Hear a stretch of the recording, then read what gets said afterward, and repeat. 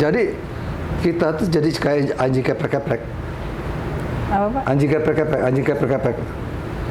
Jadi kesini enggak, kesini enggak. Yang ngaco. Indonesia enggak, boleh enggak. Mau gaya boleh di sana nggak terima, Asia.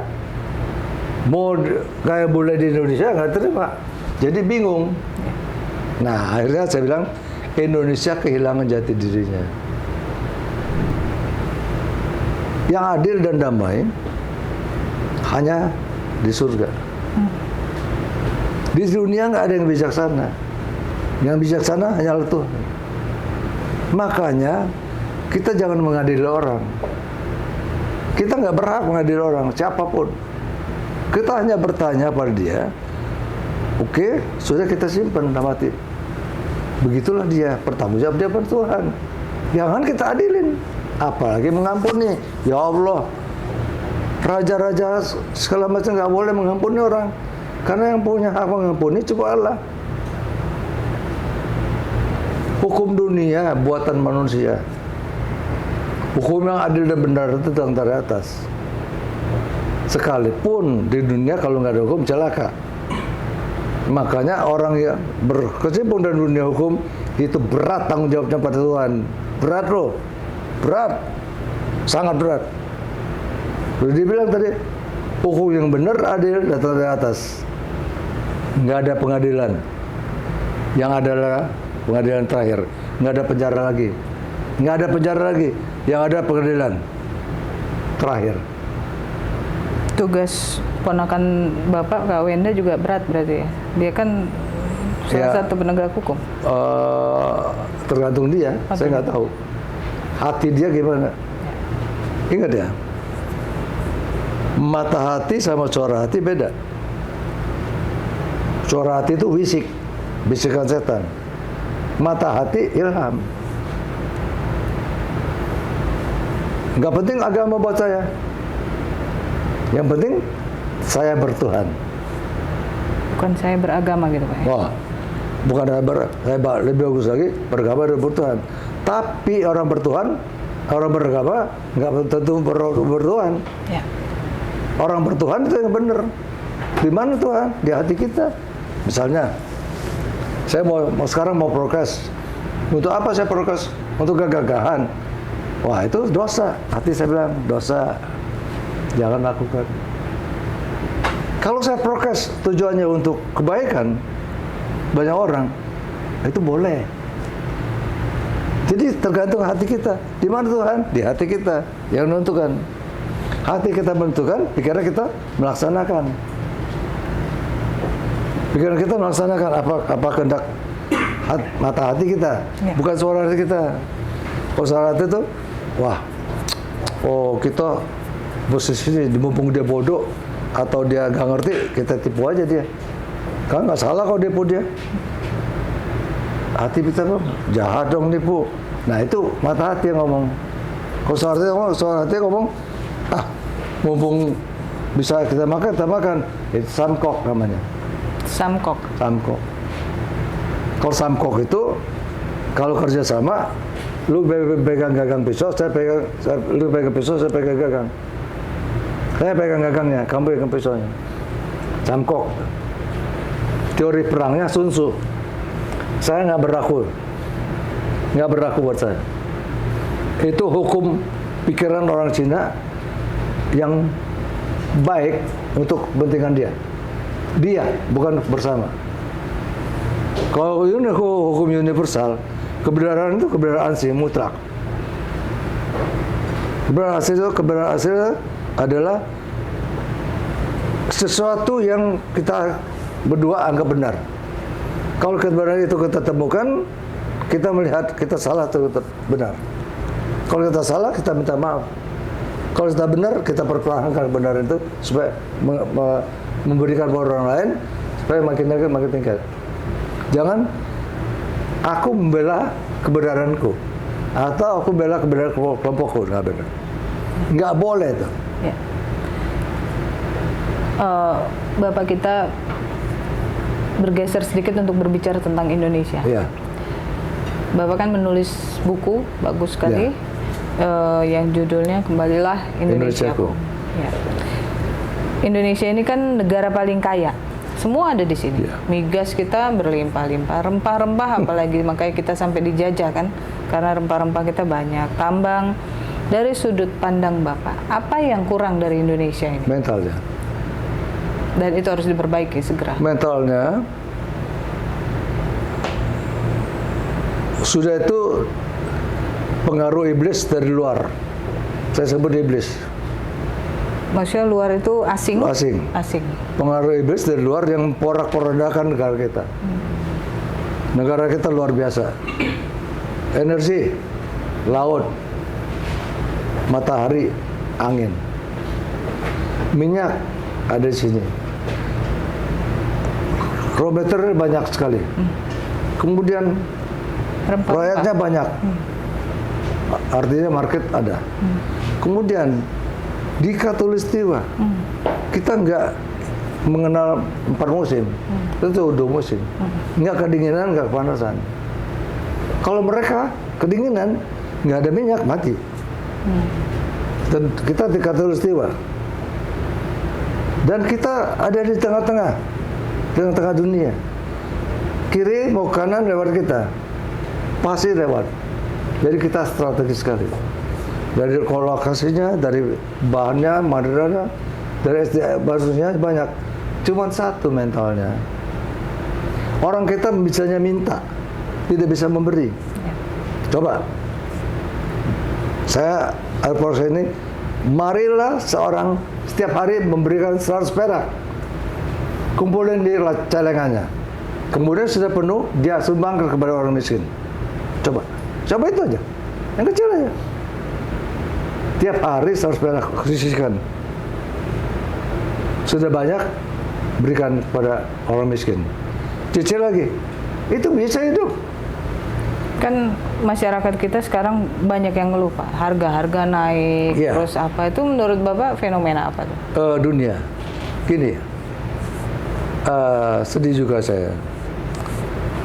Kalau kita lihat dunia sekarang resesi. Padahal Jokowi bilang lagi, 60 negara sudah resesi. Ya, termasuk Amerika. Ya, kita ngerinya, kita tenang. Tapi kalau imigran datang, udah kata Jokowi, kita mau apa? Kita usir mereka, nggak mungkin. Kita sendiri susah makan, kita kasih makan dia.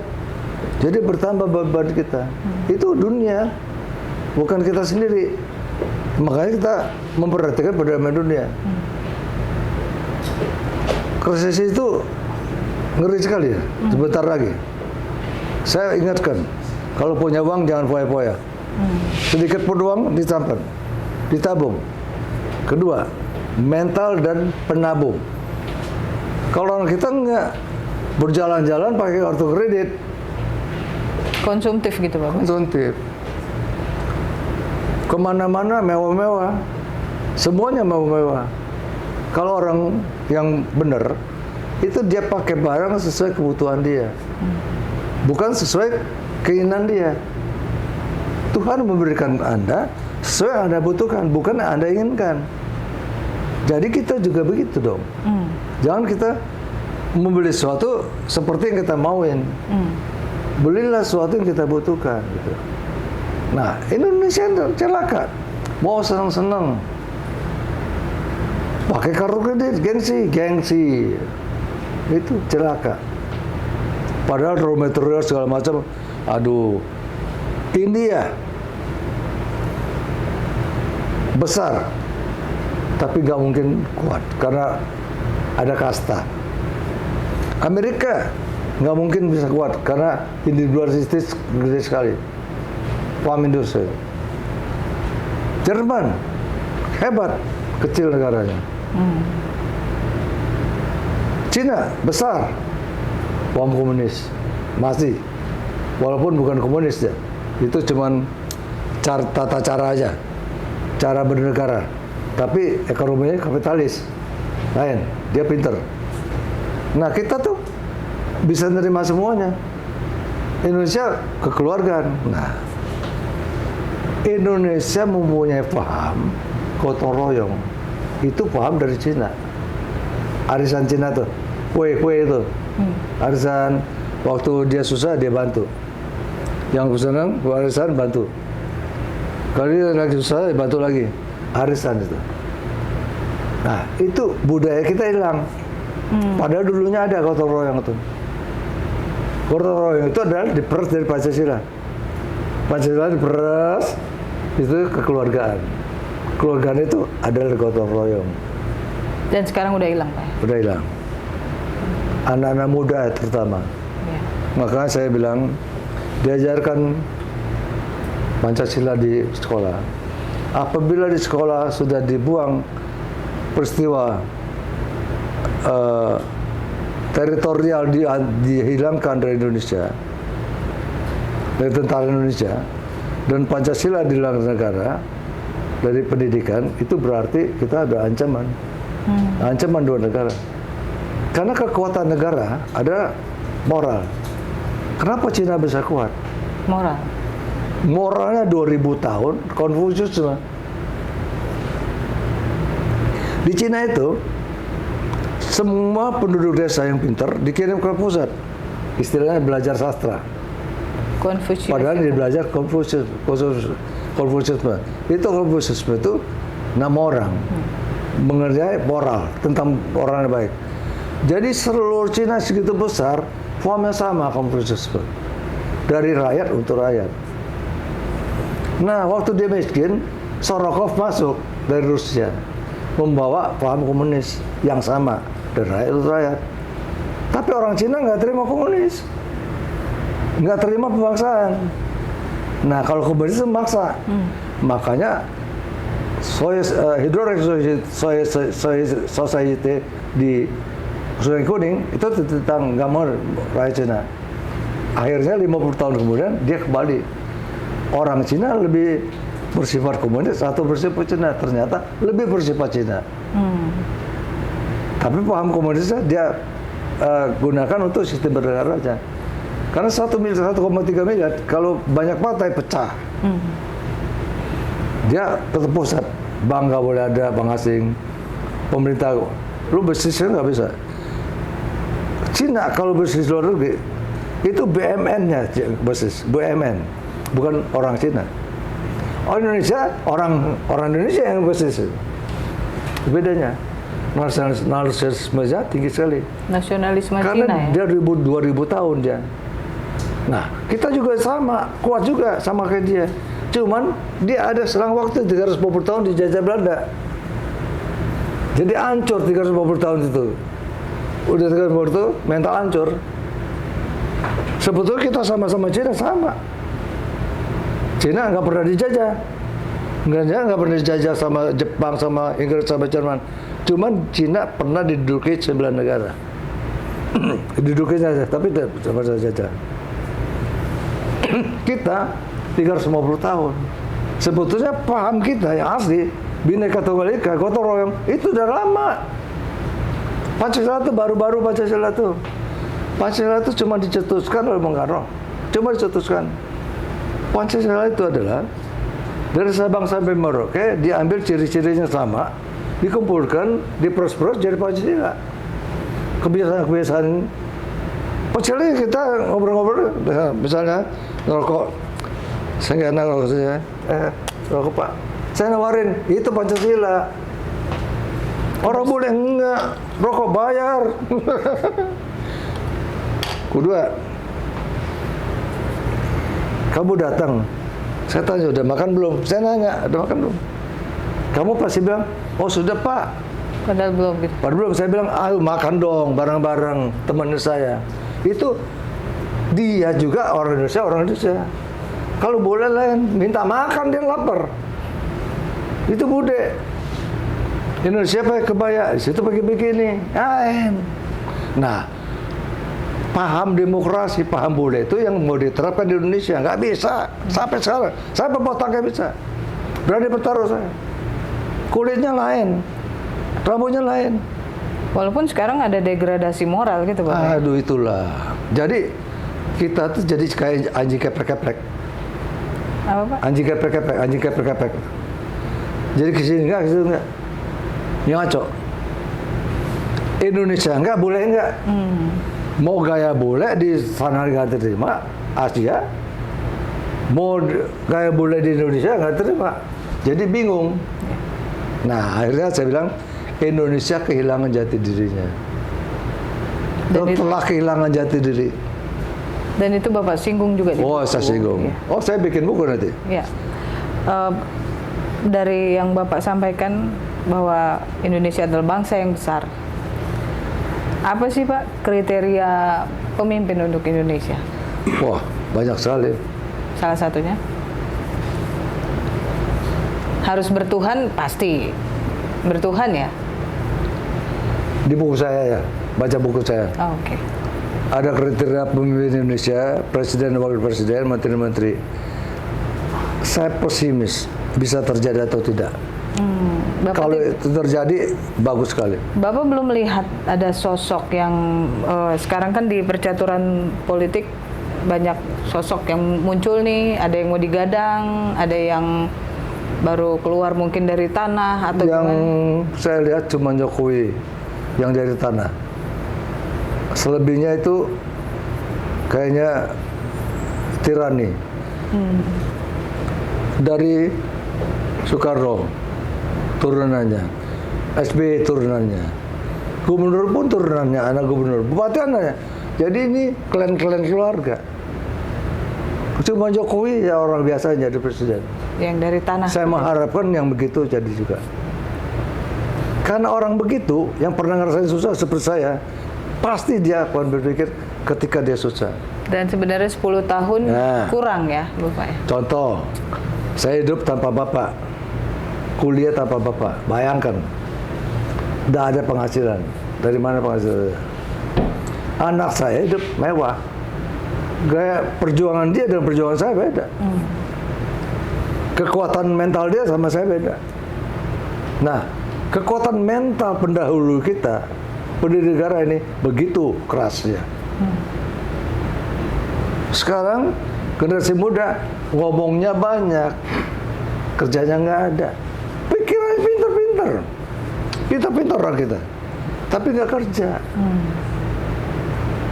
Itu loh. Budaya M itu ya Pak? Nggak tahu lah budaya apa namanya. Males misalnya. Ya, malas dan minta. Malas dan minta. Dan minta. Karena terbiasa disuapin gitu Bapak ya? Ya, nggak semua. Kalau di desa nggak minta-minta. Kalau diberi senang, tapi nggak minta. Kalau diberi senang dia. Itu masih original. Orang Indonesia original, orang desa. Itu original. Bongkar rumah, royokan rame-rame. Nah itu saya maksud. Di kota udah nggak ada tuh. Ya. Tetangga nggak bisa makan Orang dari aja. kota, dari desa ke kota, jadi orang kota dia. Cilaka. Jadi lupa jati Jadi dirinya. ibu kota itu mendidik orang jadi ibu tiri. Jadi Ibu tiri. Makanya ibu tiri lebih kejam dari ibu kota. ibu kota. Ibu kota lebih kejam dari ibu tiri. Gitu. Ya, itu hasilnya orang kampung ke kota jadi ibu tiri dia. Dia belajar. Gini, mumpung dia masih bego, saya kerjain aja. Kan orang desa ke kota, dia balik lagi ke kampung, dia kerjain orang kampung. Nah itu mentalnya itu jahat. Harusnya di kota, di kampung bawa ilmu ke kota, bangun desa, itu yang benar. Kita nyinggung sedikit masalah hukum Bapak. Nah, hukum apa? Tapi bukan hukum nyerempet-nyerempet ya. Bukan. Ini pandangan Bapak aja. Kan di buku Bapak itu juga nyinggung sedikit kriteria dari seorang pemimpin adalah harus taat hukum. Menurut Bapak, ditinjau dari sektor hukum, bagaimana Bapak melihat Indonesia ini? Nggak berani komentar saya, terlalu luas. Hukum itu luas sekali. Hukum luas ya. Yang jelas,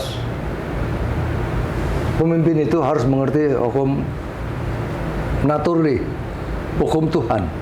Kalau dia ngerti hukum Tuhan, berarti hukum-hukum dunia itu bawa dia. Pasti ngikutin. Kalau kriteria khusus ada di buku saya. Dan itu nanti kita ada sesi khusus ya Ada khusus untuk sesi. itu ya. Ya, ya. Terus apa harapan Bapak dan apa yang ingin Bapak sampaikan untuk Indonesia? Terutama untuk masyarakat Indonesia. Ini tahun politik loh, Pak.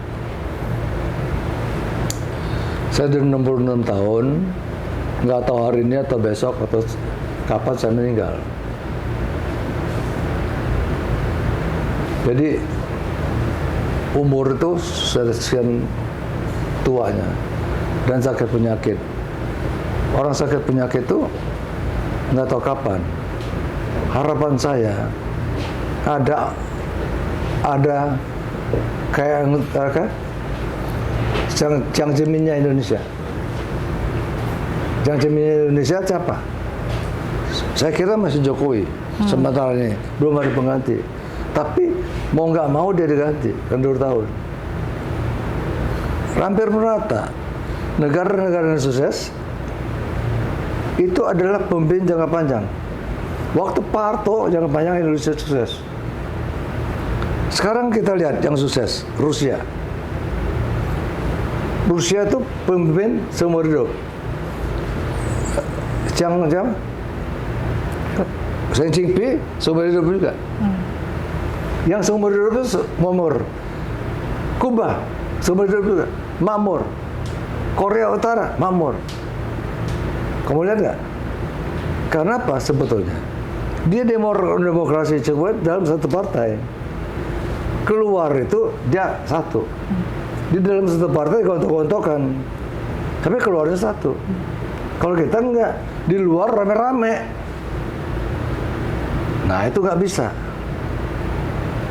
Ingat, saya ingin Indonesia kembali pada jati diri. Kembali pada jati diri. Nggak boleh tur-tur standarisasi Barat. Demokrasi Barat sama demokrasi kita lain. Demokrasi kita mau tahu? Kita di meja rame-rame, rapat, ribut. Wah, tujuh tengah tangan. Keluar kita bisik-bisik berdua. Ya jangan begitu dong, gini. Damai itu di luar kantor. Udah masuk ke meja, damai. Itu yang musyawarah mufakat. Jangan dibawa-bawa yang gaya Barat tuh jangan bawa. Sekarang di TV diadu domba, dua sudut pandang kiri dan kanan. Diadu domba sama media. Sama media bukan kami tapi Pak ya. Ya terserah lah. Mudah-mudahan bukan kami. Jadi diadu domba. Kalau dulu nggak kita ribut di meja, kita damai di lobi. Masuk meja lagi beres. Nah itu buktinya Sihanouk itu perang. Dia perang didamaikan di Jakarta, namanya Jakarta Lobbying. Waktu itu Umar bin Abdul Sumah, Menteri Luar Negeri, berhasil sekali. KTT non-blok, siapa ya? Kita juga, ASEAN. Asia Afrika, kita juga. Indonesia itu, Indonesia itu hebat sekali loh. Pancasila itu bisa dijadikan piagam dunia. Kan dia bukan jadi dia bisa mensubordinasi Barat dan Timur. Kalau Barat nggak ada apa keadilan, individualistis. Sedangkan Timur nggak ada ketuhanan. Kita punya dua-duanya. Jadi bersatu itu bagus sekali. Indonesia Pancasila itu harus jadi piagam universal, piagam bangsa-bangsa. Waktu zaman Pak Harto dulu, orang bule itu belajar Indonesia. Bagaimana Indonesia bisa mendamaikan yang ribut-ribut Pol Pot segala macam di Vietnam. Indonesia bisa mendamaikan. Kemudian Indonesia bisa menghasilkan ini, Ray Sabin. Itu tuh orangnya, saya bawa foto. Bentar. Fotonya. Ini Ray Sabin, Jenderal Ray Sabin, itu orang yang menghasilkan damai di Suez, terusan Suez dan Sinai. Catat baik-baik loh. Orang Indonesia. Orang Indonesia, Panglima UNEF, Panglima Pasukan Perdamaian Dunia Dia nggak pernah jadi panglima di Indonesia. Langsung jadi panglima dunia. Jadi Amerika, Rusia segala macam di bawah dia. Satu orang Indonesia, orang Asia, dan orang Islam menjadi pemimpin, jenderal pemimpin pasukan dunia yang berdamaikan Arab sama Israel. Bayangkan loh, Sinai akhirnya menghasilkan Camp David. Piagam Camp David itu siapa ya? Jimmy Carter ya? Jimmy Carter ya? Jimmy Carter itu dari dia. Ini orangnya. Hebat nggak Indonesia? Indonesia itu hebat loh. Jimmy Carter itu piagam Camp David itu dia yang melahirkan. Ada cerita gini, orang Arab udah mau perang, orang Polandia gede-gede udah siap perang. Keluar supir himawan, namanya Sarkios. Di Sinai ini, dia bilang, hey, dia ke orang Arab, hey, are you Muslim? Yes, I am Muslim. This is Muslim, kata. Artinya topinya Muslim, biru, damai. 3 hari kemudian, Sarkios dapat penghargaan dari PBB. Nah, itulah jenderal-jenderal Indonesia juga harus memberi piagam-piagam orang itu, orang kecil itu. Kopral Sarkios. Kopral Sarkios dalam 3 hari dapat piagam PBB. Orang Indonesia prajurit, nangkep maling, nangkep segala macam teroris, nggak dapat piagam. Malah disalahin sering. Nah, itulah. Itu penghargaan terhadap orang kecil. Saya bilang, Rais Abin adalah orang hebat sekali. Dia Islam. Dia orang Asia. Pertama kali dan terakhir, nggak pernah lagi. Menjadi Panglima UNEF. Panglima perdamaian di Timur Tengah, di Sinai dan Suez. Dan sampai hari ini Transit Suez lancar, damai. Itulah. Itu contoh bukti Indonesia hebat. Kemudian, Indonesia di mana-mana tentaranya melakukan perdamaian, sukses semua, nggak ada yang sukses. Di Kongo, orang Finlandia itu dibantai 7-7-nya, dimakan dagingnya. Di Kongo, orang kita, Kapten Kosasi itu turun dengan apa? Bukan Kosasi ya, orang Batak. Itu turun dengan drum band. Orang Kongo itu kaget dengan drum band dan sangkur drum band. Jadi orang Kongo itu dengan dansa senang kan, dia senang pasukan Indonesia. Akhirnya terjadi perdamaian. Kosasi itu pintar sekali mengerti bahasa. Sebentar aja dia ngerti bahasa Kongo, dia dibawa ke camp orang Kongo itu. Waktu itu pemimpinnya Himawan sama Solihin GP. Akhirnya dia terakhir waktu pulang, Indonesia yes, you know no. Indonesia yes, you know no. Damai. Jadi Indonesia itu di mana-mana pasukannya bisa melakukan perdamaian. Dan Indonesia di mana-mana juga diperhitungkan. Indonesia sendiri ribut-ribut terus. Bikin malu aja nih. Bikin malu. Kalau Indonesia sudah keluar, menyatu dia. Kompak, menyatu. Ya, nasionalisnya keluar. Kita harus coba bulu tangkis. Menang. Nasionalis semuanya keluar. Kalau dalam negeri berantem sama. Nah, waktu berantem itu jangan banyak partai. Partai satu aja, tapi di dalam partai beribut, tidak apa-apa. Ribut, keluar satu suara. Gitu loh. Sehingga rakyat kecil nggak dibawa-bawa. Ini banyak partai, rakyat kecil bawa. Jadi pertengkaran antar desa, antar kampung. Aduh, bicara politik susah. Iya. Sebetulnya kita semua bangsa Indonesia ini siapa sih? Nggak ada yang asli. Nggak ada asli. Kita semua dari Yunan. 9 Bali raja-raja itu dari Mongol. Gitu. Ya. Zaman Kubilai Khan segala macam. Nah, Indonesia memang ada pertama kali, tapi sudah musnah.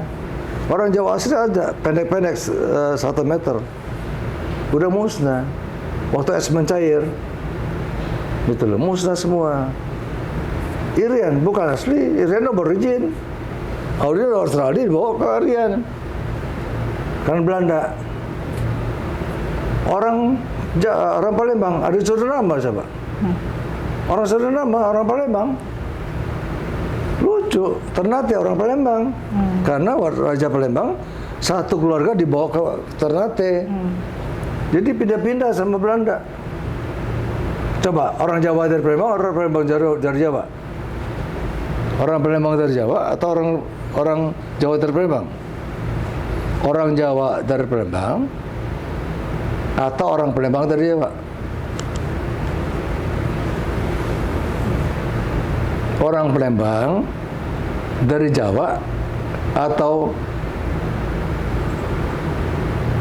orang Jawa dari Palembang? Kan transmigran orang Jawa ke Palembang. Katanya orang Jawa ada pendatang.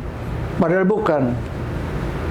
Nih sejarahnya, Sriwijaya protes, rajanya protes, Menteri protes, pindah ke Jawa, mendirikan kerajaan baru di pohon maja, namanya Majapahit. Jadi orang Palembang, orang Jawa dari Palembang, makanya bahasa di Sungai Musi itu Kromo Inggil, orang Palembang tuh, Kromo Inggil. Bahasa Jawa halus sekali. Berarti itu asli Jawa.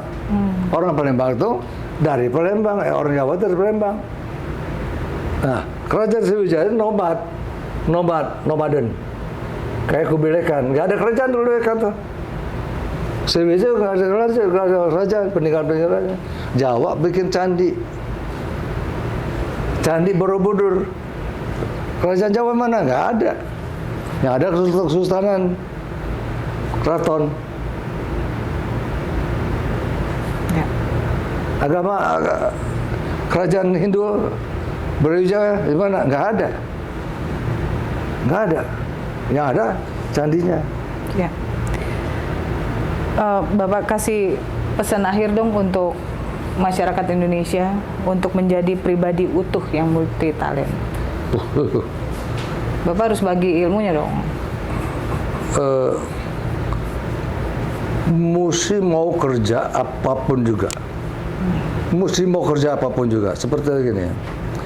Saya orang softball, orang paspal. Bisa sekolah softball, aneh.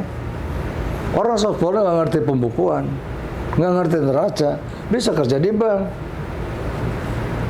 sukses, dan bisa jadi banker, bisa jadi transportasi, bisa segala macam bisa. Berarti sekolah itu bukan acuan. Acuannya adalah multi talent, kemauan. Ya, kalau mau sukses, kemauan harus ada, kepintaran harus ada, kesempatan harus ada. 3 itu jadi satu sukses. Kalau kemauan ada, kemampuan nggak ada, nggak sukses. Kemauan ada, kemampuan ada, kesempatan nggak sukses. Kalau 3 menjadi satu sukses. Waktu itu kesempatan saya ada, kemampuan saya ada, kemauan saya ada. Nah, ada orang mampu nggak mau, ada yang mau nggak mampu, jelakan.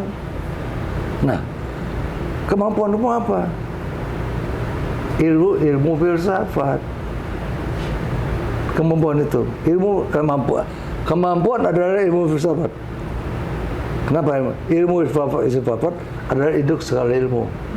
Induk segala ilmu apapun kembali pada ilmu filsafat. Nanti saya bikin buku lagi, satu lagi buku, cuplikan-cuplikan pribadi utuh dan multi talent. Hubungan antar manusia dan kerjaan, hubungan dengan Tuhan, dan hubungan moral. Tapi setelah kembalilah Indonesia, ya. Pak ya. Baik.